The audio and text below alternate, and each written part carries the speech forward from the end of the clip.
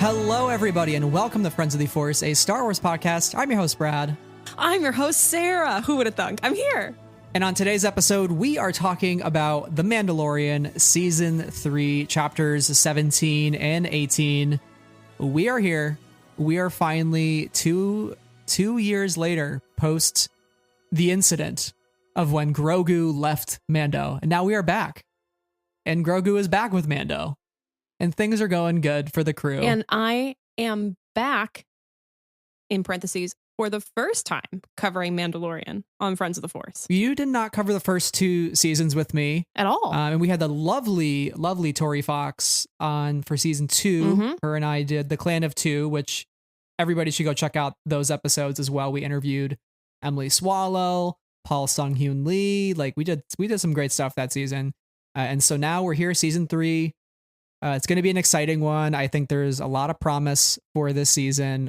Sarah, we did cover Book of Boba Fett, though. So I kind of have covered like 2 Mandalorian episodes. 2 episodes LOL. of The Mandalorian.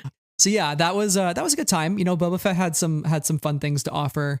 And now I'm honestly, for myself as a big Mandalorian fan, I'm just excited to be back with Din and Grogu. And again, it really seems like season 3 is already a lot more focused than I think season 2 was in some ways.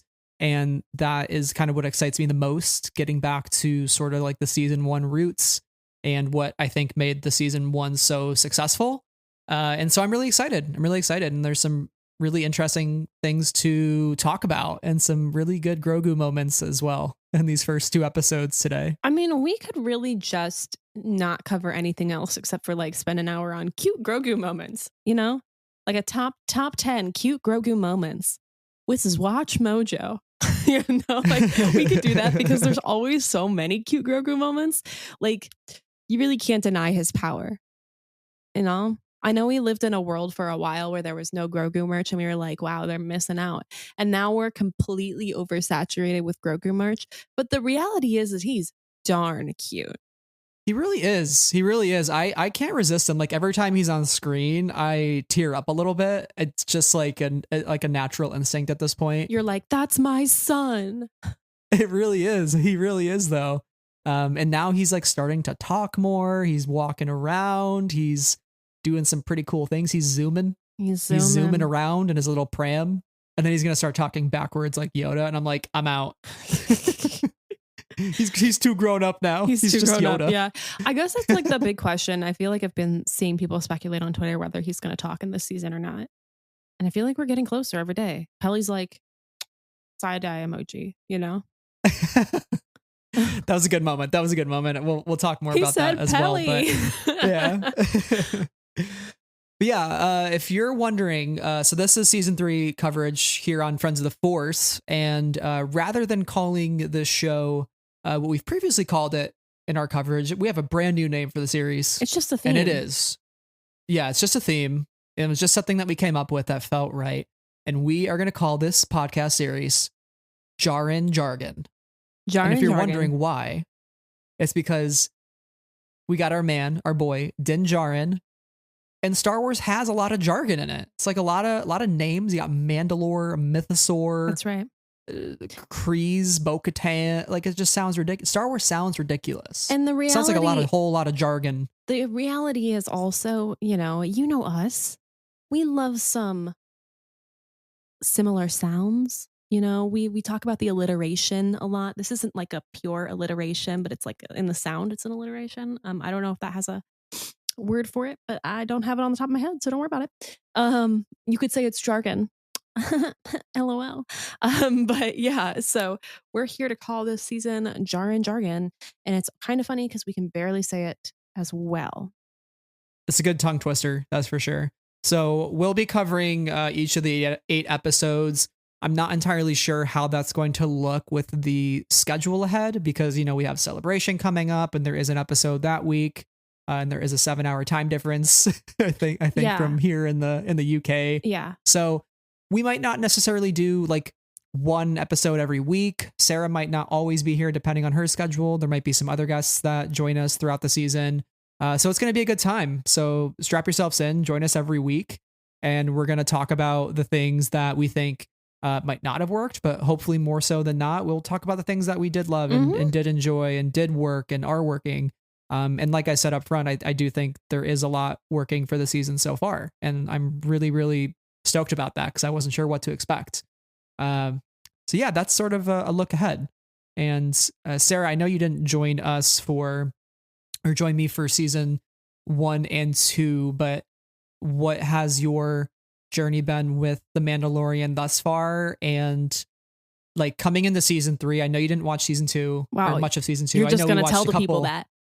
We watched a couple of episodes. I think we watched The Marshal because of Cobb Vanth, obviously. Oh yeah, I've seen that one. I think I showed you the tragedy with Boba Fett when Boba Fett shows up on Tython in the first season. Second season. Oh, second season. I think it's like chapter 15. I believe, I've seen that one too. I just didn't know it was in the second Robert season. Rodriguez. I'm really sorry, guys. It jumbles together for me too. But like coming into season 3, like what are your expectations based on your experience with the show, and like how are you approaching the series, and maybe like what are you hoping to maybe glean from it this season specifically? Right. So like I think what's most promising to me about this season, and I hope that we kind of continue to work through it, is the politics of Mandalore. Now, I am not somebody who has really any expertise or background knowledge on this. I've seen probably like half to 3/4 of the episodes of The Mandalorian thus far total, and I've seen a handful of some of the Clone Wars episodes that have to do with Mandalore. But it's clear to me that based on what I've seen, that like Mandalore has a rich political history, and we see that already in the season with what Bo-Katan has brought and what Bo-Katan was doing in the last season as well, based on what I saw. So I'm kind of interested to see how Din navigates that in this season, especially now that we are on Mandalore, at least in the second episode. So I'll be really curious to see what happens there. I hope that's something that we continue to get, because I really didn't expect us to go to the living waters in the second episode of this season. I felt like it moved really fast instead of it being like a long quest to this place. It's like, okay, the quest that I imagined that, we got from the Book of Boba Fett couple of episodes, and then these 2 episodes, thought that was going to be like the quest of the season. So it's not, clearly, but I'm really curious to see where we go from here. And I really have no expectation or knowledge of where we could go. So I kind of look forward to finding out. And as an armorer hater, sorry to the armorer, but like she's awful. She makes cool armor for sure. Her costume too is amazing. Oh, her costume, it looks great. Like she's kind of cool, but I hate her. Like yeah. I want Bo-Katan and Din to just like burn the ideology of that sect of Mandalorians like to the ground. Not necessarily the Mandalorians themselves, but like this whole not take off your helmet nonsense is nonsense, guys. How are we going to moisturize our skin? Okay, how are we going to eat? How are we going to kiss mooch mooch? Okay, when you can't take off your mask. I am sick of watching Din Djarin lift a little bit of that helmet to eat his soup. I want that thing off. Respectfully, that was so dumb. Okay. Din, what if that spills down your shirt, buddy? You run like, so much risk there. If you think about the angle of the cup and how much he opened, he drank no soup. Okay, that's all I am saying. I just probably think a video on YouTube of it already about all the plot holes. Right. Well, no, it's like the thumbnail is him drinking the soup with a big circle around it. No, it's the red circle. It's the could Jack have been on the the piece of wood and survived with Rose? It's like that for me. It's like there's no way he could have drank this. The angle and the physics, like the Pythagorean theorem, right? It's so silly, but yeah. So I hope that this season like takes us away from that ideology further and further, because as somebody like just in Star Wars land, I find the characters always to be more interesting once they take off their masks. This is why the mask smash scene in The Last Jedi is it's my Super Bowl. It's like so thrilling for me. Like I yell at the scene like people yell at their TVs, like, yes, do it. Because he becomes so much more complex and pathetic and amazing and wonderful to watch once that happens. And we know how excellent Pedro is of an actor. So I want him to be able to show off more in this role. And I also just want to be able to see Din Djarin's eyebrows when he feels things. Totally. You know? I agree. And like we've seen Pedro acting, specifically in The Last of Us recently, and like what a performance that he's giving there. So good.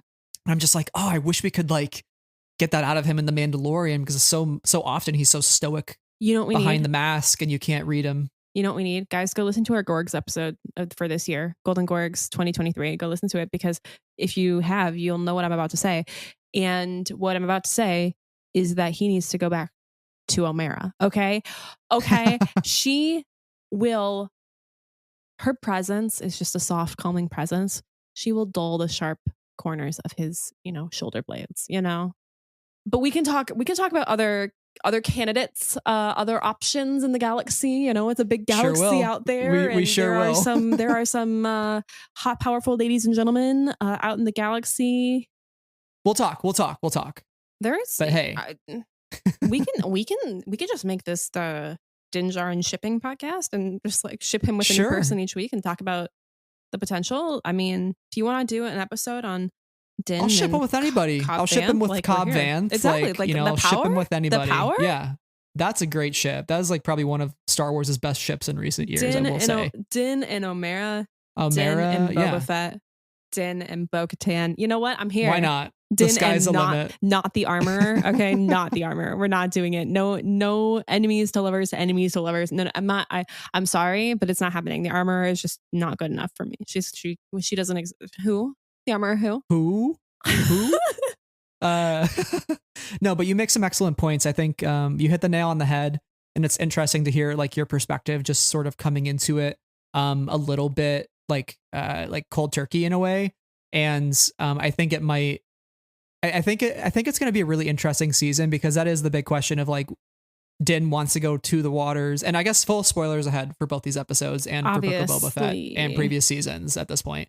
But I mean, Din's whole thing is to go to the waters and redeem himself. But I'm like, what does he need to be redeemed for? Nothing. And his whole life, he's been raised in like a religious cult to believe that this is the way that he has to follow.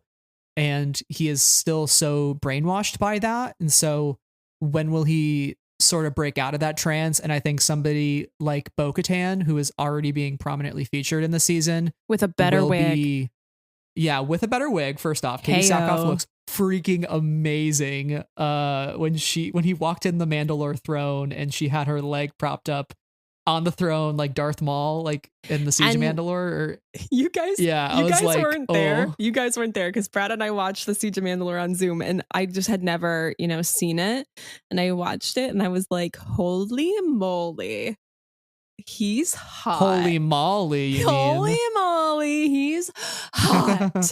And I felt quite similarly about Bo-Katan. I was like, oh no, she's hot. Like, there's truly nothing better than a throne spread in Star Wars. We got now we have Bo-Katan, we had Darth Maul, we had Thrawn on the Thrawn cover for the book, one of the books. We had the concept art of Kylo on his throne with Dark Rey. Do not get me started. We've had some good ones. We've had some good ones. So, and they don't stop coming is what I'm saying. But season 3 is interesting, because like, I think leaving off on season 2 with the split, I think a lot of people thought, okay, well, season 3 is going to be sort of these two characters on their own dealing with themselves individually. And then maybe the whole impetus of season 3 will be to like reunite. Sure. And obviously that happened in the Book of Boba Fett. And kind of moving forward, like I definitely have like issues with how that was presented and like where and like what order it was presented. But I'm trying to divorce myself from those feelings going into the season, because I just want to enjoy these episodes not through that lens, because it happened. So let's kind of move forward and see like what can the story offer and like what can the story do now that they are together. Because those episodes were great in Book of Boba Fett. I think they were fantastic. They would have made great season 3 openers. But they're also like great episodes on their own. It's totally fine. No, I think that episode 5, which I actually have really like good feelings about overall as an episode of TV, would have been a great season opener. And it would have, I don't mean to totally derail, and it would have, for me, eliminated some of the sour taste I had in my mouth of the first episode here, just because I really don't like the Armorer, and we lead off with the Armorer to start this season. And I think it would have been more interesting to see, because I think in the beginning of episode 5 of Boba Fett, he's like, he like is flying and he's going to that one ring planet, right? Am I wrong about this? Yeah, and well, he's in like a butcher house first, and he's like getting a bounty with those guys and the Darksaber. Are you kidding me? That would have been a banger of a season opener, because that scene was so thrilling and so interesting, and then like, and the sets, the worlds that they were crafting there, I think would have been great. And then you kind of have that moment, and maybe not even the next episode, because the next episode is like almost all Grogu, but like that episode into chapter 17, I think would have been a really interesting, put them next to each other, make the magic happen sort of a thing. Right. Yeah, it is interesting. But I'm glad that we're at where we're at, and like seeing now, okay, like Din's mission is not just getting Grogu back. Okay, it is going to Mandalore and like thinking he needs to redeem himself. So like, what does that what's next journey look like? Right. Yeah. Right. And like, to your point, we're already there. So it's like, if we're already there, like, what is the rest of the season? Like, what is happening? Like, what is going to happen? Like, if that's the big cliffhanger, is a giant freaking mythosaur in the waters of Mandalore, like, that's kind of crazy. Okay, I have some questions that about flips the entire narrative around. Like, everything is off the table at this point. Anything can happen. Like, crazy. Okay, I'm Googling the mythosaur. Okay, don't worry about it. Give me 1 second. I mean, obviously I know what the mythosaur is, but I did not realize that the mythosaur lived underwater. Was this something I was supposed to know? I don't know much about the mythosaur myself. The mythosaur was explored in the Legends books somehow. So there might be some reading material I missed, or there definitely is. See, I needed the mythosaur Wikipedia page prior to today. It says like, although one mythosaur survived and lived in the living waters during the time of the New Republic. No, I don't want to know that. I want to know where they were before that. Because I assumed like the Mines of Mythosaur, or the Mines of Mandalore, the mythosaur lair, I was thinking something more like Smaug in, you know, he kind of like lives on top of his pile of gold, you know, like right. That's kind of what I was thinking for the mythosaur, I guess, based on that. You texted me and you were like, oh my God, that's how it ends. And then Michelle from Unknown Ranges podcast was like, oh my God, this episode. And I was like, guys, what are you talking about? What are you what are you getting at here? Nobody had spoiled it for me on Twitter. And then I get to the end of this thing and I was like, oh my God, what the fuck? Like, I didn't expect it, especially since they were allegedly tamed and ridden by Mandalore the Great. So I just didn't expect it to be a underwater sort of creature. So I don't know if that was known, but I mean, when Bo-Katan, I guess we're kind of skipping towards the big reveal here at the end, but Bo-Katan, when they enter the mines, she reads the plaque on the wall. And she does so like a little sarcastically while she's reading it, because I think she is definitely a firm non-believer of like, this is just child's play. This was something we were told as kids to like give us, inspiration. It's kind of like the Han Solo attitude of like, I don't follow hokey religions and ancient, folklore, that sort of thing. And then he's like, it's true. It's all true. And Bo-Katan has that moment. Yeah, exactly. It says the mines were a mythosaur lair, and then the Mandalore the Great tamed the mythical beast. The signet was adopted, which is, the classic mythosaur signet, and became the symbol of their people. So like, yeah, I guess the fact that maybe that mythosaur was asleep for a while, or maybe there were more underneath the surfaces of Mandalore. It's interesting how long maybe that was there to never be noticed, or maybe the destruction of Mandalore disrupted the environment so much that it awakened them potentially. Because we don't get to see them in like animation when we go to Mandalore. We've never seen them like on screen, right? That's why I was so that's shook. Intense. Yeah, I was like, oh my Lord. I believe that the end of chapter 18, besides the Grogu reveal, which like just can't be beat, it's S tier Mandalorian. This is the best cliffhanger ending the show has ever had. Brad, I meant to say this to you earlier, but I want you to consider the number for like 0.2 seconds, have an epiphany about it. Holy shit. Guys, wow. The chapter 18 in Star Wars in books. And it's literally called chapter 18 It is. Oh my God. Okay, guys, we're gonna lay out this theory for you one day. Yeah, it's not Can today. we give them like a Spark Notes version?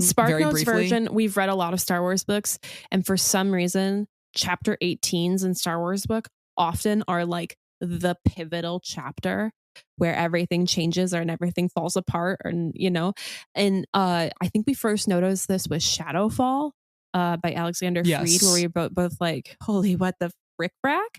And then we started realizing that other books also had really intense chapter 18s, and we have our tinfoil best tailored suits on about it. And this, even though it is not a book, it is called chapter 18. So we can add it to the theory, Brad. We can add it to the whiteboard of, that's right. We're all pointing at it, and like all the red strings are connected. Yeah, that's right. The newspaper clippings, the maps, all of it, it's all there. So stay tuned for that episode when it eventually happens. We've been talking about it for like a year. We'll get to it eventually. It's gonna be like a research episode. Yeah, that's all you're getting right now though. So stay tuned. Follow the podcast if you want to hear it.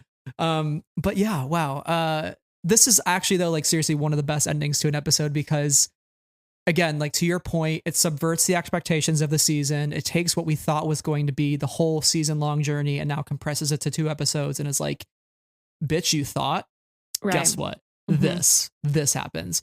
And the way that like it leaves you off wanting to be like, I need next week's episode. I need to know what happens next. Like, what is the conversation going to be like between Din and Bo-Katan? Like they just saw a freaking mythosaur in the water. That's crazy. So it's just really thrilling. And again, like I think the show is just tapping into an energy that I really wanted and really needed.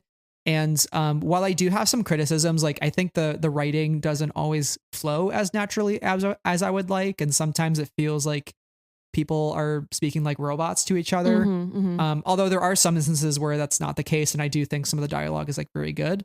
But besides those criticisms, I'm really vibing like with the season pretty much entirely at this point. Like I just feel like it's good. And I know we've all, people talk a lot about, differences in Star Wars media and, what things should be and what shouldn't be. And I think it's good to have a variety of types of shows that fit different molds, because each show needs to be its own thing. And I do like the campiness of The Mandalorian in some ways. I think chapter 17 was very campy, like with the pirates and with Navarro and with Grief Karga and like, it's not necessarily Andor, but like, I don't think it needs to be Andor because that's not really what it sells itself to be, right? It's sort of like that adventure of the week camp feeling within Star Wars that you just sort of turn your brain off for a little bit and like enjoy the visuals a bit and enjoy the little Grogu moments. And I'm having a good time. Like I'm really vibing.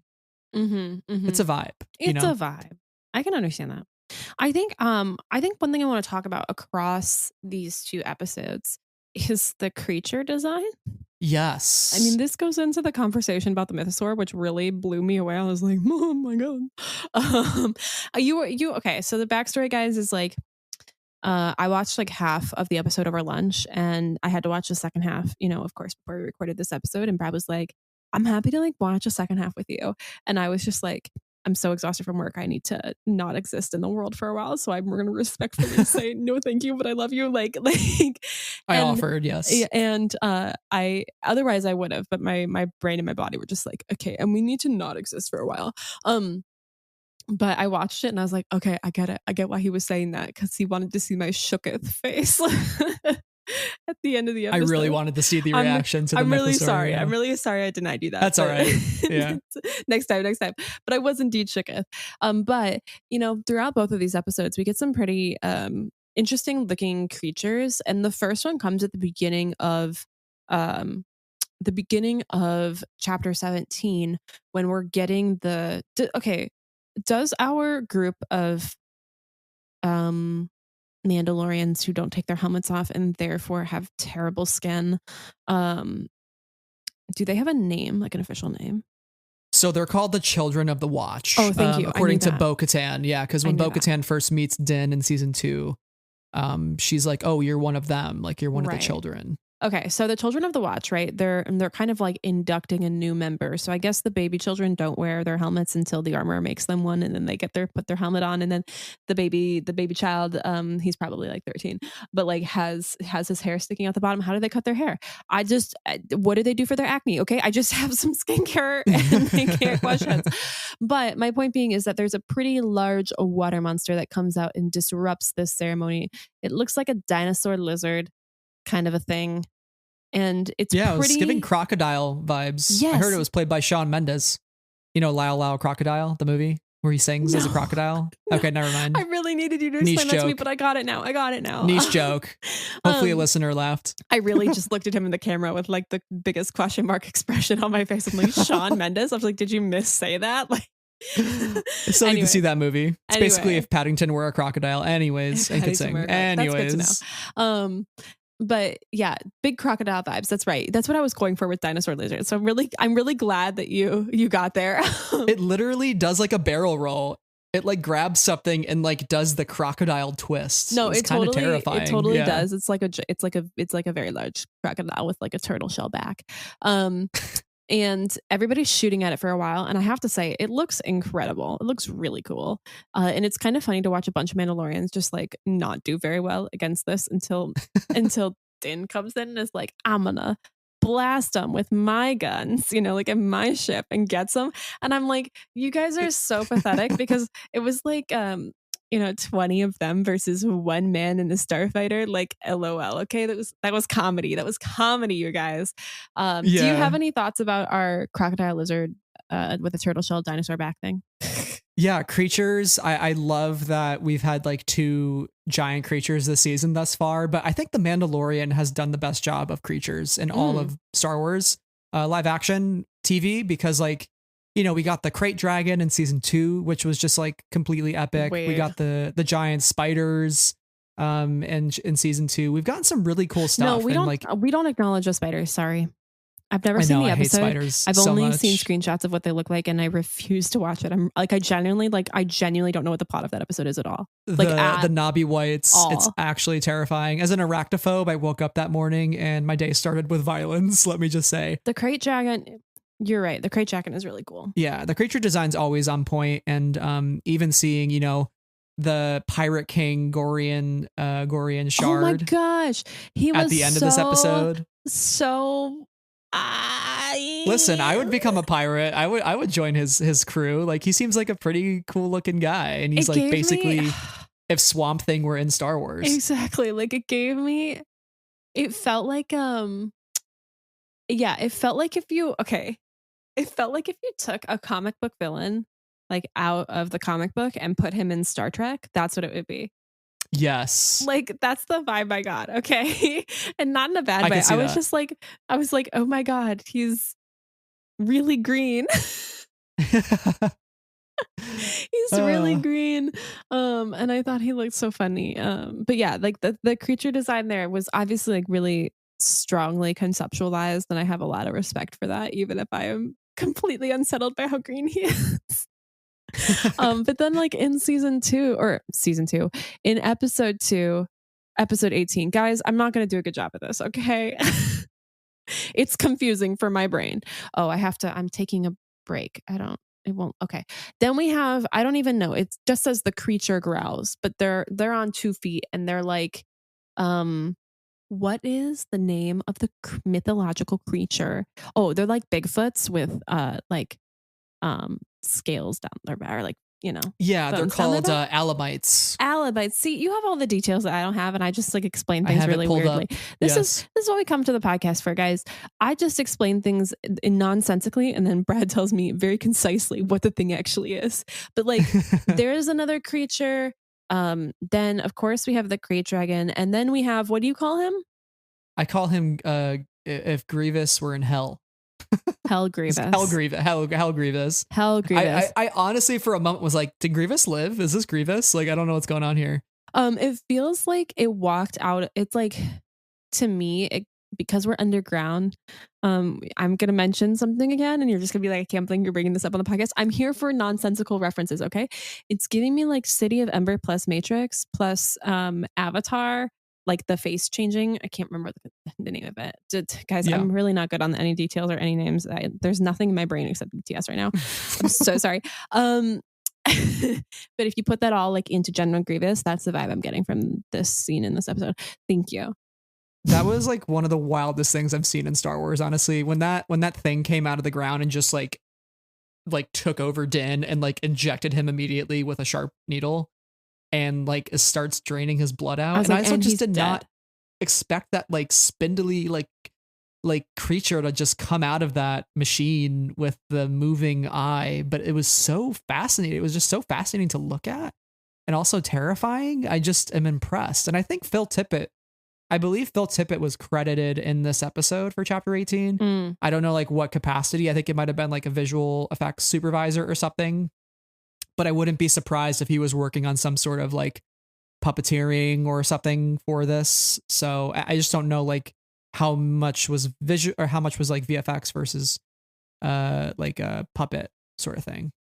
Right. I'm like have the episode on as we're talking about this, and I'm turning my hands into Grogu ears because I'm watching the scene where Grogu is flying when his pram and his ears just go going flying in the wind. It's very cute. But what I'm about to say is that about our Hell Grievous, he has like a very human eye. I don't know if you noticed that. Yeah, he does. Yeah. But it's like he took an eye from a human or humanoid person and made that his eyeball brain. And I was really unsettled by that because it's clearly a single eye that's part of a 2-eye set that has like wrinkles and shape to it. And I don't know, I just was like, what is this? And the ground is littered with Mandalorian helmets. So it's like, does that eye belong to a former Mandalorian? It does, you know, okay. like, but it's just interesting. Is it the shell of the former, you know how like, but you know those characters over time who like become less and less human because of the like modifications, or they're like trying to survive past human lengths, like Cassandra in Doctor Who like is at the time of the world ending like a literal stretch of skin and she yells moisturize me, and like Saw Gerrera is like losing his humanity over time because you know he's got like more machine than man sort of vibes. Darth Vader, stuff like that. That's the vibe I get from Hell Grievous. It's like, what if that's the last remaining part of that particular Mandalorian? Like, and they're just trying to survive. Although that's really not it, because there's really not been that much time between like then and now. But still, I don't know. It's unsettling. Well, and Grievous too was like a former human who like modified himself a lot, he wasn't a human. right? So he was, he used to be like a humanoid creature basically, and like modified himself so much to an extent where he became like a robot, and that's why his eyes and his, you know, he has like the lungs and the heart and everything, because those are the only like remaining parts of him. So that's why I identified with Grievous when I saw this new creature, because I was like, oh, that's like, I don't know, and he just like moved like Grievous. It was very, very fascinating, but really terrifying. I thought the fight with Bo-Katan as well was just so freaking epic. Like when she picked up the Darksaber and started using it. I was like, this is the moment. It's so clear like how fluidly that she uses that blade over Din Djarin, because when Din uses it earlier, it's very heavy. He's like very clunky with it. He can't really swing it around as easily, and it kind of echoes back to the Book of Boba Fett, where he was training with the armorer, and she was saying that you're fighting against the blade, like you're trying to like make it bend to your will, but you have to kind of like flow with the blade, right? And even when like Sabine and Kanan train with it, Sabine starts to say like, oh, it's feeling lighter, and Kanan's like, well, because you're connecting with it and it's becoming a part of you, and you're using yourself and the blade, not just the blade, right? Din Djarin's just using the blade, that's why it feels so heavy. Right. And so it's really interesting to see like Bo-Katan is clearly the more skilled user here, and I wonder if the Darksaber will fall back into her hands, and if Sabine comes into the picture this season. That's going to be like a very awkward, not like a love triangle, but like a Darksaber triangle. It's going to be real freaking awkward if Sabine's there, because they're all like, you know, who wants the Darksaber the most. Although I think Sabine has kind of relinquished it to Bo-Katan in Rebels, so I don't know if she would want it back. If she like, after everything that has happened, right, to the people around her, I don't know if that's her. She's interested in that. like at this point in the story. She could train Din though, which would be kind of an interesting twist, because she learned from Kanan, and I think that would be very interesting if Sabine popped up somewhere in the season, and I think that is probably highly likely at this point. But regardless, I want to go back to also like the beginning of chapter 17 to absolutely. the ceremony that they have, and just sort of us talking about like what could happen this season. And I thought it was a very specific choice as they're going through the words of the creed, where it says, "I swear on my name and the names of the ancestors that I shall walk the way of the Mandalore, and the words of the creed will be forever forged in my heart." And just as the kids start saying, "and I shall never remove," that's when the alligator comes out and attacks everybody. And I just find it very interesting that that is specifically the line that is interrupted and cut off. And I think it maybe is symbolic in a way of what will happen to the way and the creed this season. Like, cut that part out. Let's stop it there. Let's end it there. Burn and it. I think that is maybe where we're going, because the armorer also told Din in the book of Boba Fett, the songs of eons past foretold of the mythosaur rising up to herald a new age of Mandalore. Sadly, it only exists in legends. So like, if the mythosaur is real and it's going to bring in a new age of Mandalore, like maybe that's finally Din's catalyst to be like, okay, now we're going to create a new way.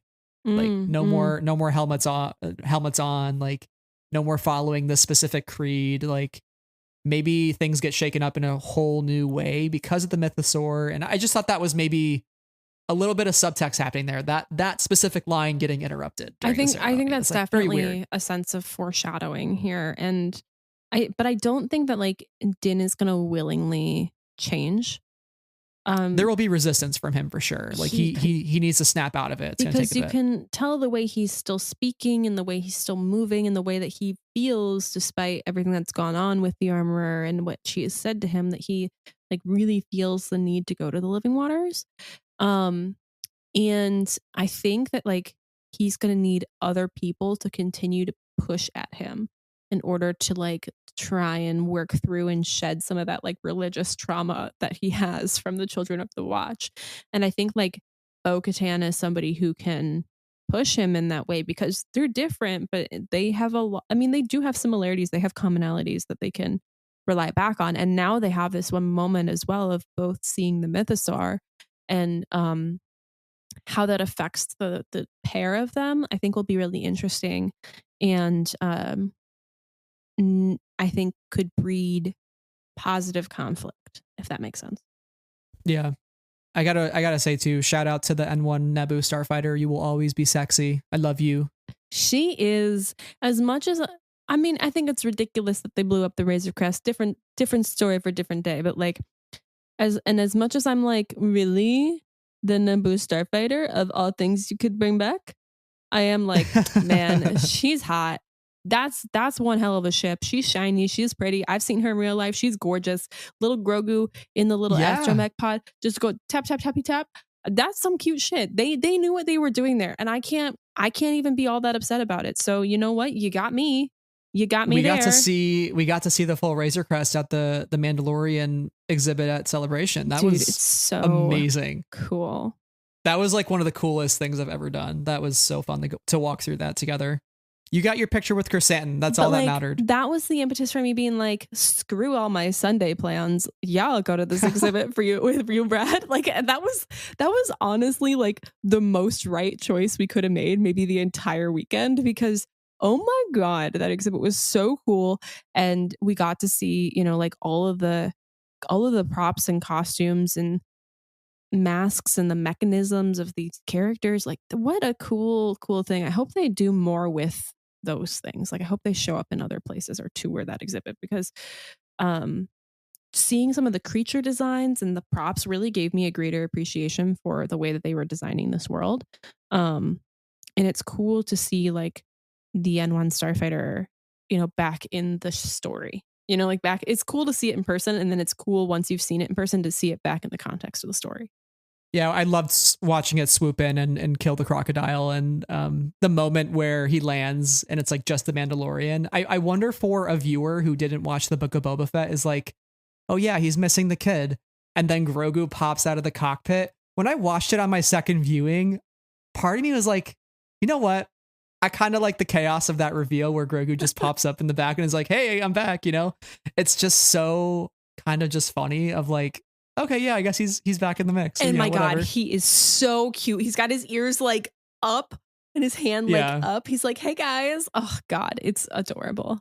Yeah. So that was like a little fun reveal, how they pulled that off. And just to like the Naboo starfighter, it's very clear in chapter 17 how much of a handle Din has on the ship. I think Rick Famuyiwa directing chapter 17. I love having Rick back in Star Wars. I know he's an executive producer this season, which is totally warranted because he's been one of the better creatives on The Mandalorian.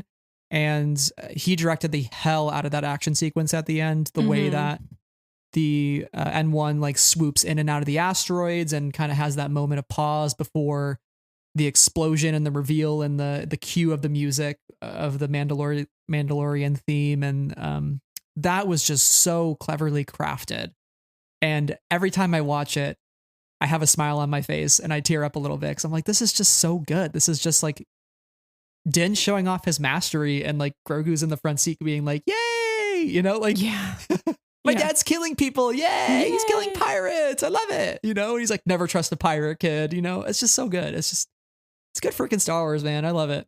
Yeah, I will say that chase scene was really exciting and fun to watch. And, you know, a good like asteroid, you know, chase is something I'm never going to say no to. That brought us the seismic charge. Okay. That's all I need to say. We don't need to go any further. That's why those scenes will always be iconic, whether they have a seismic charge or not. That's all I'm saying. Yeah. And we did get a seismic charge in season 2 from Boba Fett's ship as well, which was great. Absolutely correct. The soundscape of The Mandalorian in general is just like, hey, prequel kids, guess what? We got you, fam. This one's for we're you, we're gonna feed you every 5 seconds. And now that we have the N1 in the mix, it's like N1 starfighter noises constantly. I'm just like, yes. Yeah. Give it to me. Totally. So good. Before we like go back to chapter 18, I really do want to take a moment to talk about Grief Karga. Yeah, please. And Navarro. Yeah, absolutely. So, I didn't recognize Navarro. I mean, you told me it was Navarro, but I wouldn't have recognized it because it obviously has got some different vibes from when we last visited. Yeah. And it's also been a while for me. And I just have to say my main comments here are that Grief's new outfit is very iconic and that I think we should all have little dress holder droids, cape holder droids, droids that will hold up the end of your pants, like the you know, the bottom of your pants when it's wet outside and you don't want to get your pants wet, okay? And you're wearing like a pair of wide leg jeans, okay? I'm just thinking about it. The potentials here are endless. That, and then I really also found it kind of funny. Okay, well, I think one of the greatest Grogu moments ever. First of all, when this scene came out all on its own, like on YouTube, I was like, this is some of the dumbest stuff I've ever heard in my life. Like, why is this the scene we're showing? I think you recall my reaction. I was like, literally, what is this? But then I watched in context. I was like, okay, I get it. I get what we're going for here. I get the vibe of this scene. I understand why, why he's kind of proposing this in this way to him. But man, Grogu spinning around in that little chair, just with the Force, he just keeps spinning. Yes. Oh my God. Yeah. Oh my God. It was I could just with his little hand pinch his little cheeks. He's so cute. Ugh, ridiculous. Grogu's puppeteering has just gotten better and better. Like that is just one thing you can never fault the show for is like the puppet looks so freaking amazing. For it's real. So good. For real. I'm always impressed by what they're able to pull off. And now that he's moving more and doing more, I think they're really utilizing the puppet and not like over relying on CG, you know, too much CGI. Although we do get a couple flippy Grogus. We do have multiple flippy Grogus. Yeah, he's using the capital F Force to do capital F flippies. When he flipped out into Peli Motto's arms, I was like, oh, boy's just going. And then he flips out into the pram in chapter 18 too. Yeah, and then he just like spins it around with his little buttons, and he's just zooming. He He's just just going. freaking He's zooms like, out of "This is there. my Like car." I was impressed. Yeah. Okay. I was like, that was the cutest damn thing I've ever seen in Star Wars. He's just like going. He's just And the aggressively music cute. too. The music was pretty good for that moment. I got to give shout out to Joseph Shirley, who took over composing for Ludwig. But I'm pretty happy with the music still. And in Mando, I think it was really fun and exciting. Yeah, definitely. Before we go back to Grogu, because now I'm watching the scene, the creature design, Niktos. As we know, Sarah is a fan of the Niktos. Brad is a fan of the Niktos. And I have to say, this practical Nikto looked pretty good. That's it. That's all I have to say. Thank you. Bye. Grogu. Yes. When are we getting Niku live action, please? I feel like he'd be a lot scarier than intended, because like the Niktos actually kind of have a strong look to them. And Nico's a little cutie pie, but but like I thought that practical makeup looked pretty good and was menacing in the right way for that character. So anyway, back to Grogu being cute. Well, I do want to say a couple other things about Navarro real quick. Is just I do think like while it was a good refresher to be back there and kind of catch some of the viewers up about like what's been going on, especially with Marshall Dune, who was recruited by Special Forces. Oh my God, that line was so funny. That line was so That was funny. like actually hilarious that they brought that up, and I was like, God damn it. It's like, I just hope they recast the character, because that would be honestly great if they just recast it and we just forget. We just forget about Gina Carano ever again. I was just like, they have to say like I understand why they felt like they had to say something, but they really didn't. You know, like I love the Poochie went back to his old planet memes constantly, and I saw somebody like redo the meme from Simpsons, and it was like Poochie was recruited by Special Forces, and I was like, God damn it, Twitter never misses. But anyways, I think Navarro like showing how like vibrant and lively it was. Like you have bards, you have like droids and creatures, and you had the one chef droid from Book of Boba Fett in Jabba's palace. I don't know if you saw that in the background, but he was like chopping shit up, and I was like, oh, I don't know if that's the same one. Is he gainfully employed now on Navarro? Who knows? But I thought it was really cool just to see like how Din's choices in season 1 helped to give this town like a whole new rebirth, and like the way that he aligned himself with grief led to this new beginning for Navarro. And I just kind of made me realize like, okay, like season 3 is about new beginnings. It's about a new way of doing things. And for like grief, he's like, tell your pirate lord that Navarro is respectable now, is not to be trifled with. Like that's our way now, right? We're not with the speakeasies and the bars and the bounty hunter guild. Like that's not who we are anymore, right? And so I thought that was really representative of like what this season is going for. It is about new paths forward, and Navarro is hugely representative of that. But most importantly, on Navarro, we get the Anzellans.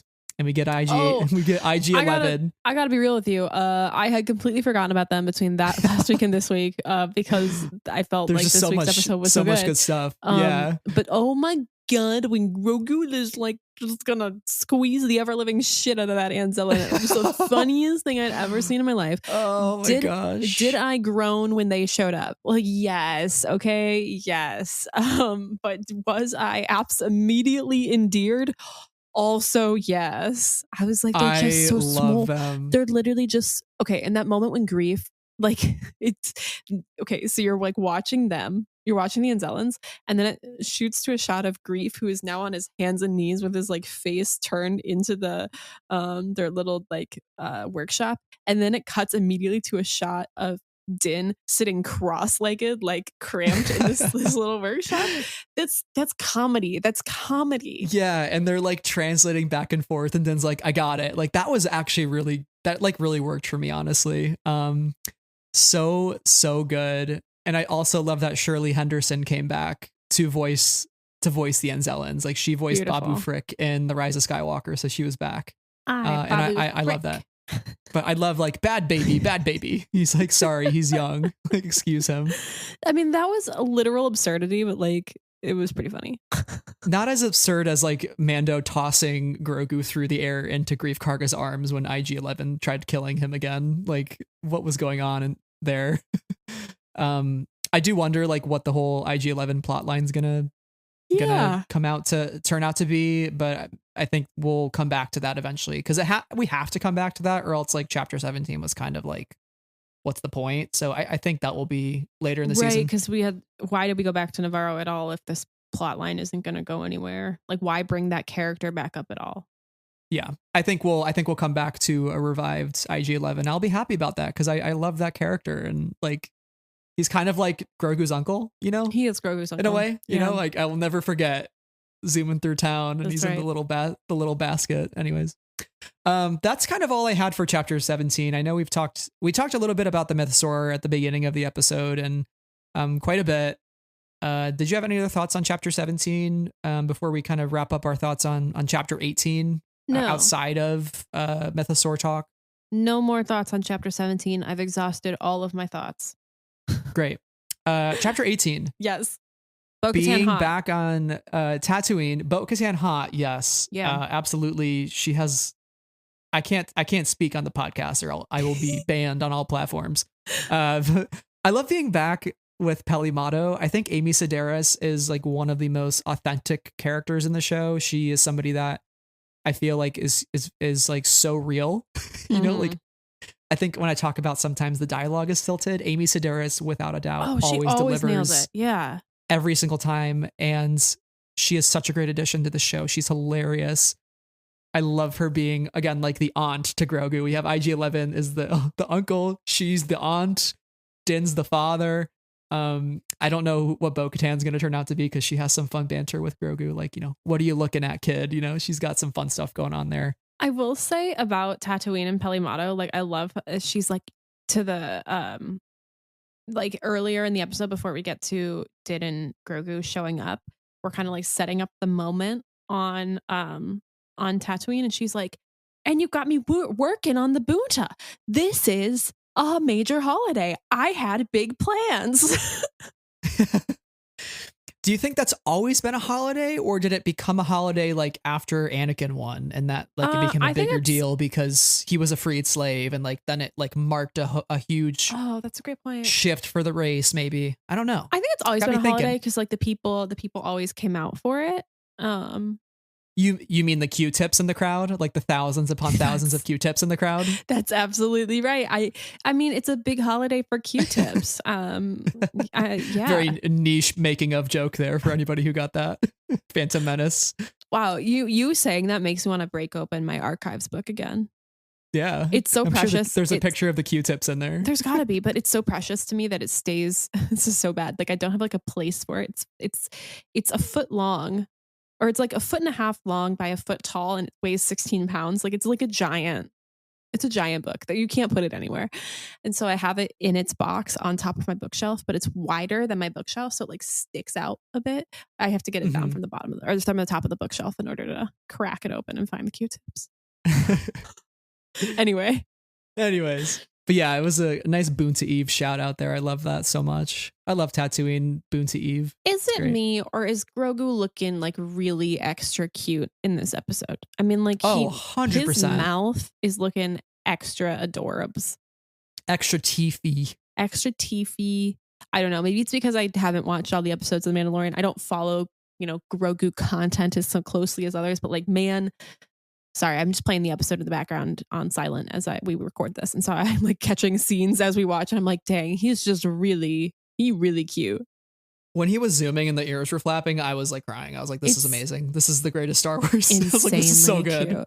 Okay. But I think one of like the biggest kind of oh shit moments here for Din, and also just broadly for the lore, even though I think maybe the audience already knew this or already could have guessed that the surface of Mandalore isn't actually toxic, and that it has breathable air, and yes, everything on the planet is essentially destroyed, but it's not a lost planet to life, right? And so I think that was like a really key thing for Din to learn, obviously, that kind of challenged his thought belief about things.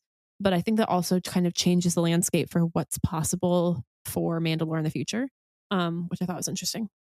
Yeah, and even more interesting is like Bo-Katan returning to this planet, because you watched Siege of Mandalore, so like you got a little bit of Bo-Katan fighting for her home planet, and I wonder when's the last time she's visited Mandalore. Like, did she truly believe it was toxic and poisoned and cursed, and hasn't returned to it since the Purge? I wonder, and for her to go back and walk through the halls and talk to Grogu about her family, and she gives some background on how she gave her recitals when she was a princess, and the rituals were all theater for their subjects, as she calls them.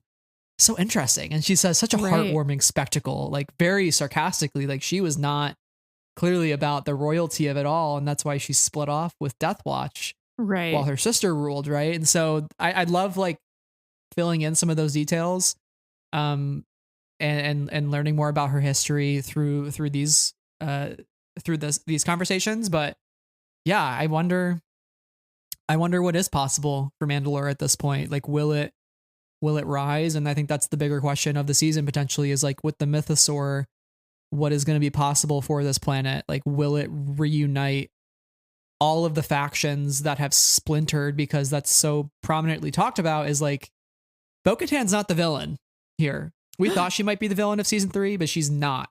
She's just like, I'm sick of everybody fighting and killing each other for reasons that are too confusing to understand. I'm sick of it, right? Like, we have the Children of the Watch, we have Death Watch, we had my sister's rule, we have like now my own splinter group. We got you trying to go and bathe the waters because you don't want to take your helmet off. You're insane. Just take your helmet off. It's fine. Like, everybody's just has such different motivations, and I think like maybe the mythosaur could unite all the factions again, so that they're no longer under different banners. They're under one singular, like the original signet of the Mandalorians, right? Yes, that's all some like really serious questions that are really thoughtful. And I'm going to interject with something really dumb. But are their helmets, do they have airtight seals? Because for real, Bo-Katan jumped right into those waters, turned on her jetpack, underwater, found Din.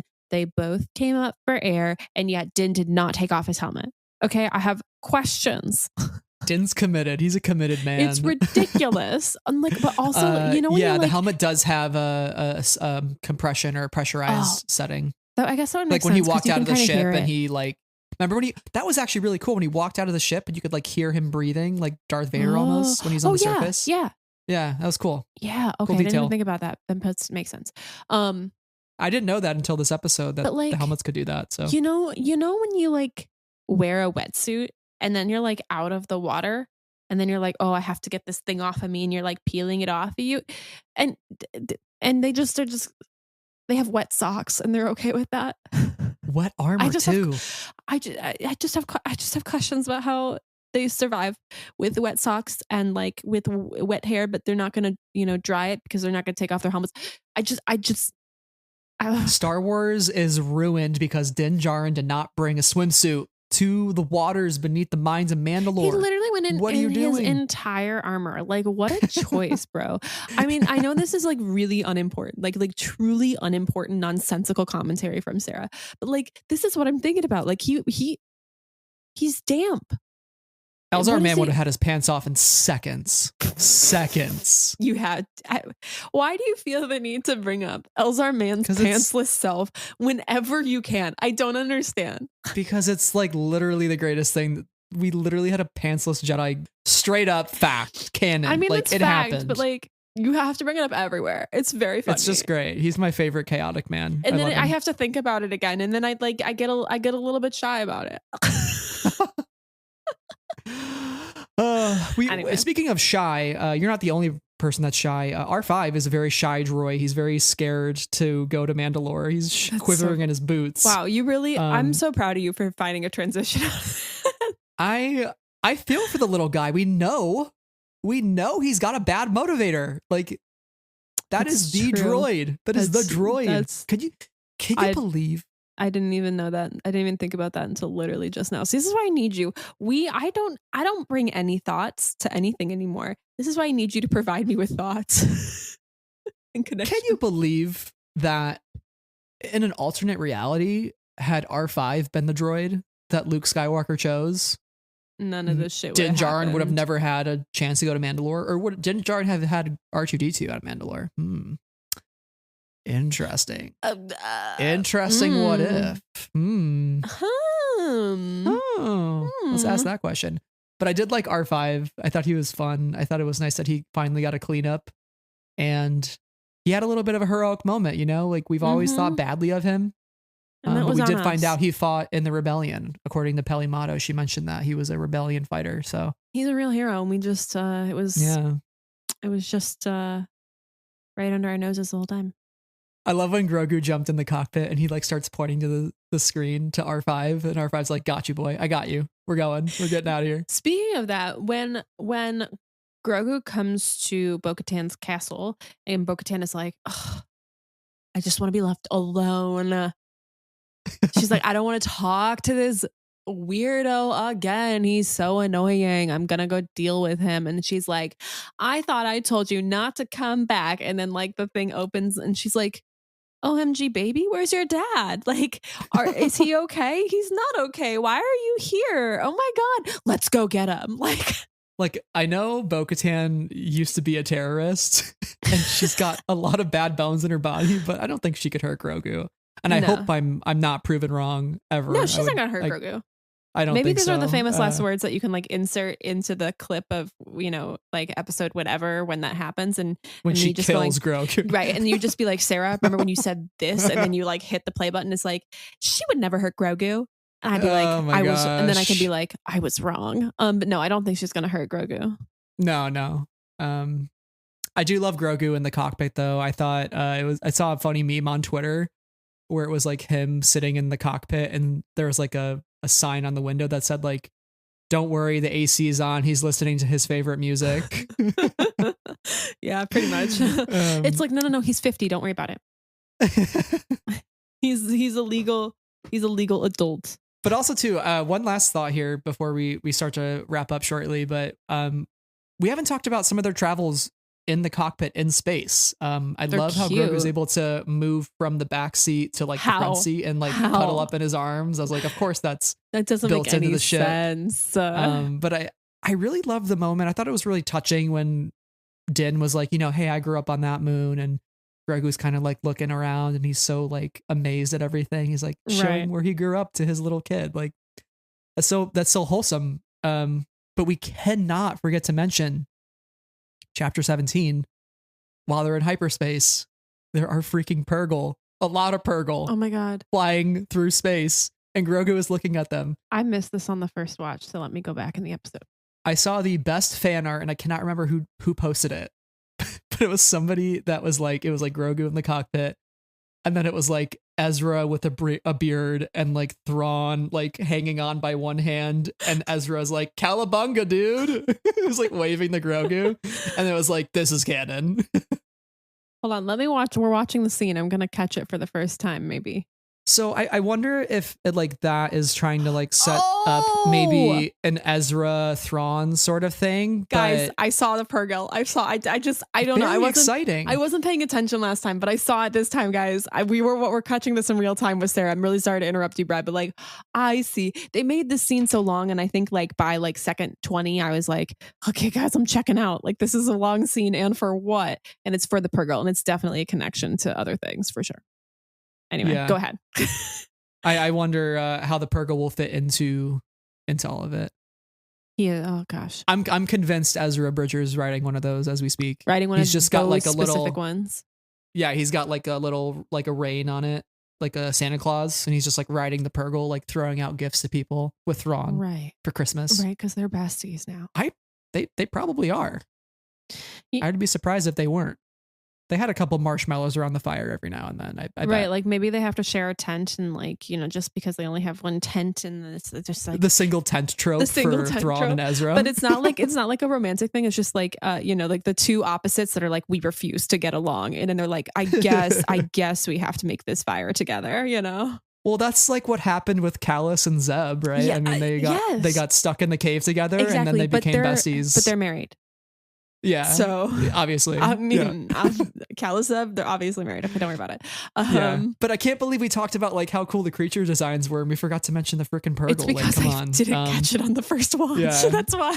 But they looked amazing. I'm stoked. I hope we get to see some of them like up close at some point. See, that would be really that'd be cool because we've been talking about the creature design this whole time, and we really just got to see their outlines. They're kind of shadows in this. I think it would be cool to kind of see what they are really looking like in like the quote unquote live action setting. So yeah, and even if it doesn't connect to anything, which I think it does, but still cool to see them just like how they fly through hyperspace, like kind of on the outsides of it, like they almost ride it like a wave, which is really cool. So I think that's awesome. Right.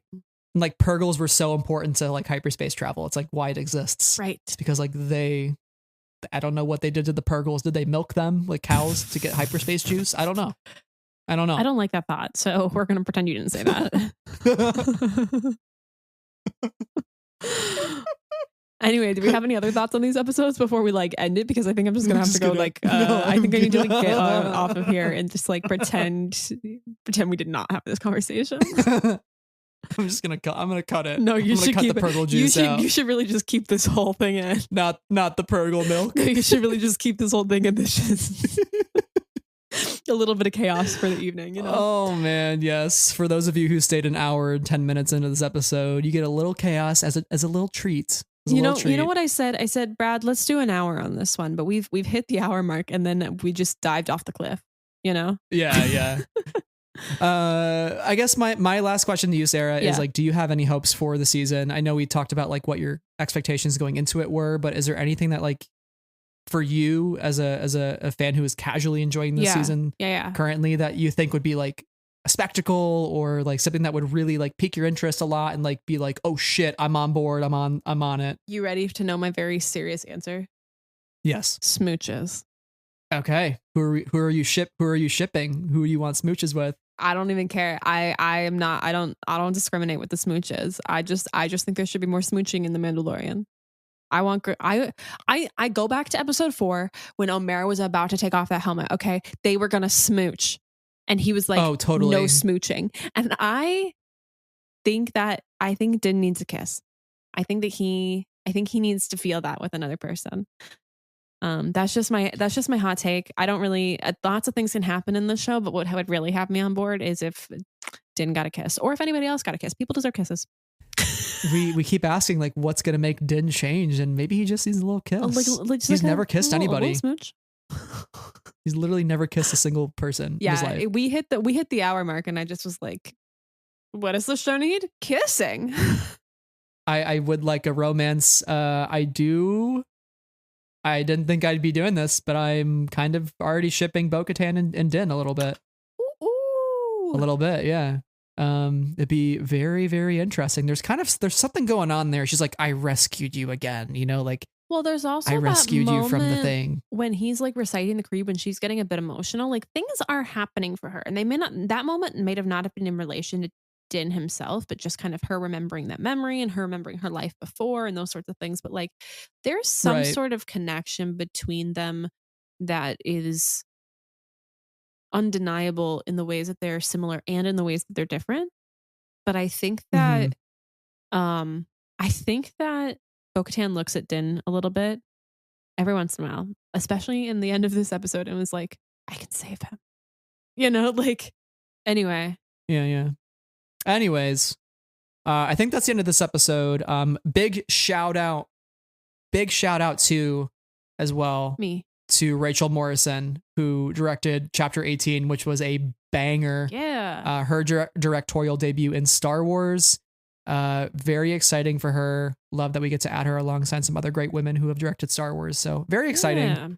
Yeah. And Jon Favreau wrote both these episodes, which again, I think the writing could do a little bit better. And hopefully, you know, we'll get some other writers in the mix throughout these episodes. So I think we have a different writer next week. It's Noah Clore will be writing next week. Noah Clore and Jon Favreau. But that's a new name to me, at least. So I look forward to kind of seeing how next week's episode plays out. Also, it's directed by Lee Isaac Chung, who is the director of Minari, which is an excellent film. Yes. Yeah, that's like a huge get for The Mandalorian. Like that's kind of big. I mean, it's an interesting choice because Minari is such a quiet movie, you know. It's a quiet family drama, but I'll be really interested to see how he brings his aesthetic and his style to the Mandalorian style. Looks like it's the first episode of television he's ever directed as well. Oh, we love to see So it. it'll be his TV debut. Yeah. We got some really good directors in the mix. We got him, Carl Weathers, Peter Ramsey, Bryce Dallas Howard is directing the Celebration episode that's happening during that week, and then Rick Famuyiwa the last 2 episodes. So like Peter Ramsey will be an interesting one, I think, too, especially. Yeah, we got some good Mando coming up, and I'm very excited for all of it. So stay tuned for more of our coverage here on the pod in the coming weeks. That's right. It's gonna be a busy time. On DJARIN Jargon. DJARIN Jargon. I'm gonna screw that up at some point. It'll be funny when you do. Yeah.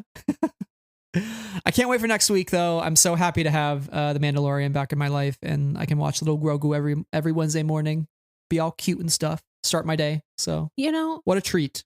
Brad, if you would have told past Sarah that she would have just enjoyed the past hour 10 covering the Mandalorian, she would have looked at you with a confused face.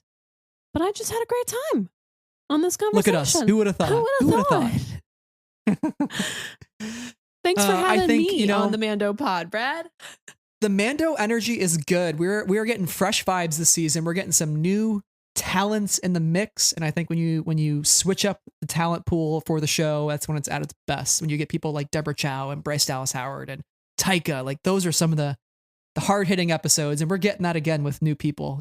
So that excites me so much, and for what's ahead. So if you want to hear more from us as we excitedly talk about the rest of this season together, you can follow us on all of our socials: Twitter, Instagram, YouTube. You can follow Sarah and I on Twitter, Letterboxd, and Goodreads. And if you'd be so kind, follow the podcast so our new episodes drop in your feed, and leave us a review so others find the show as well. Yeah, we also have a Patreon. Okay, yay! We talk about comics on the Patreon. That's the only place where you'll hear us talk about comics. And also you get some other special episodes. And an extra channel in our Discord server, etc., etc. We are very grateful to our patrons who help us make the show happen, and have it sound good and look good and all that good stuff. So thank you to Ben, Brian, Cheryl, Clay, Deborah, Dylan, D Sizzle, Emma, Huang, Jennifer, Knights of Friend, Leanne, Levi, Lucy, Lindsay, Matthew, Rob, Saber Bouquet, Santa, Sky Talkers, Stephen, Tom, and Travis. Thank you all very much for your support, and thank you to everybody who has joined us for the season 3 2-episode opening episode of the Jargon. Oh, gee, I messed it up. Jargon. There you go. I hope you've enjoyed this ride with us, and hope you continue to join us for this season. Yes, absolutely. Well, until next time, everybody, this is the way. Bye.